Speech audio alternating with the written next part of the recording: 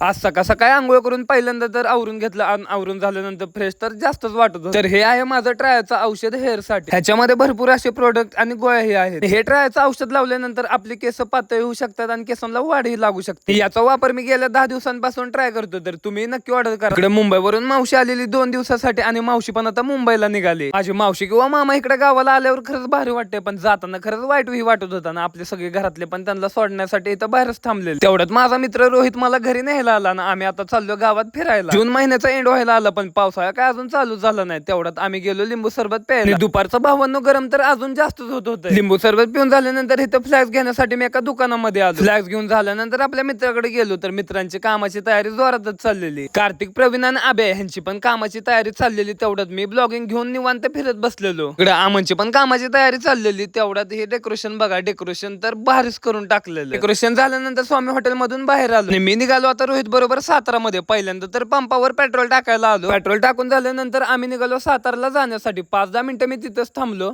तिथला सनसेट पण भारी होता. साताऱ्यामध्ये पहिल्यांदा आलो आम्ही सिटी सेंटर मध्ये कपडे घेण्यासाठी. मी हा पहिल्यांदा कुर्ता घालून बघितला आणि कुर्ता कसा वाटतो भावांनो कमेंट मध्ये नक्की सांगा. मला काय एवढा आवडला नाही. दुकानातून बाहेर पडल्यानंतर आपल्या सातारा मधलं वातावरण तर भारीच झालं. लागल्यानंतर पहिल्यांदा कॅफे मध्ये गेलो, फ्रेंच फ्राईज घेतलं. त्यानंतर आम्ही घेतला चीज पिझ्झा. इकडे रोहितचं फोनवर बोलणं चाललेलं, तेवढ्यात मी चीज पिझ्झा खायला सुरुवात पण केली. आणि भावांनो खरं म्हणायचं म्हणलं तर चीज पिझ्झा क्वालिटीच लागत होतो. रोहितने चिकन रोल खायला सुरुवात केली आणि आम्ही घरी आलो. ब्लॉग आवडला असेल तर लाईक आणि फॉलो नक्की करा.